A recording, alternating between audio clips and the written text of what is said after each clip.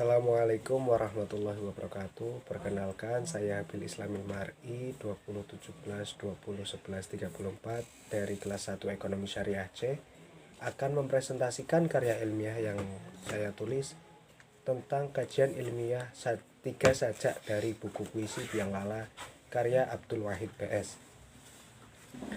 Di dalam karya ilmiah yang saya tulis, saya mengambil 3 sajak yang berjudul Kekali Masa Kecil, Suara Ibu, dan Potret. Sebelum masuk ke pembahasannya, saya akan menjelaskan terkait karya ilmiah, yang dimana karya ilmiah merupakan hasil karya yang diperoleh dari kegiatan menulis dengan menerapkan konvensi ilmiah. Selanjutnya, saya akan memaparkan karya ilmiah yang saya tulis.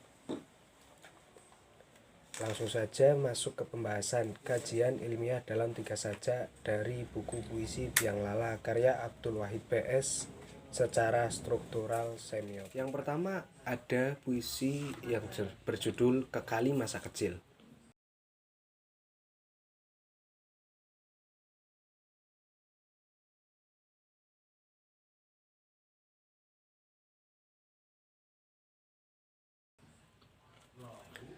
Senarai metafora pada puisi Kekali Masa Kecil tidak secara eksplisit menuju kepada subjek tertentu.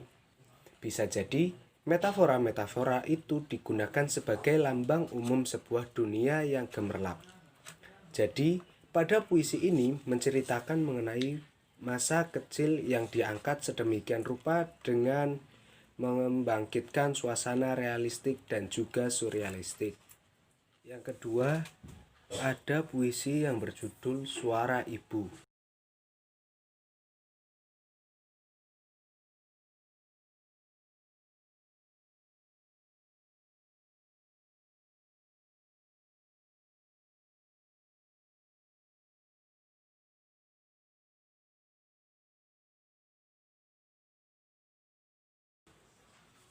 Makna yang terungkap dari sajak Suara Ibu sangat menggambarkan peran ibu yang tidak bisa digantikan oleh seorang istri.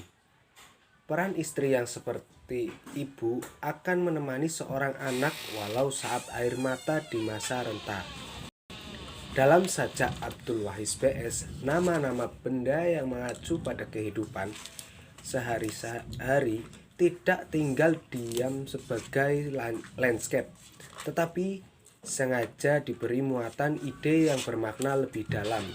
Misalnya, dalam sajak Lebaran, itu kata mainan tidak hanya berdiri sebagai benda yang dimainkan anak-anak, tetapi oleh penyair kata mainan telah disemiotiskan sebagai ganjaran duniawi saat Lebaran ketika berhasil menunaikan secara penuh. Yang terakhir ada potret.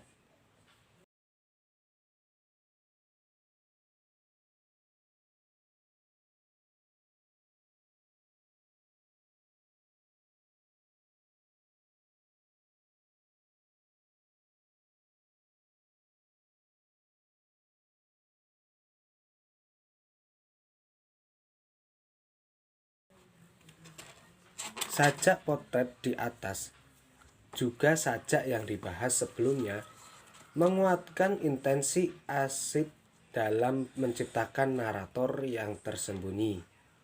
Meskipun hal itu bukan tanpa subjek, salah satu kalimat dari sajak potret di atas pada bait kedua yaitu sampai matahari terbit dan bingkai potret ini menggunakan majas hiperbola.